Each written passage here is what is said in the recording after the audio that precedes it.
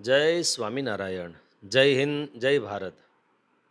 जरा सोचिए, पितामह भीष्म, गुरु द्रोण, महावीर कर्ण, सब के सब महान योद्धा थे। फिर भी क्यों हारे?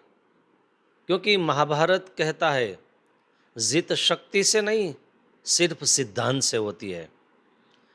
भीष्म शक्तिशाली थे, लेकिन गलत सिंहासन के साथ खड़े थे।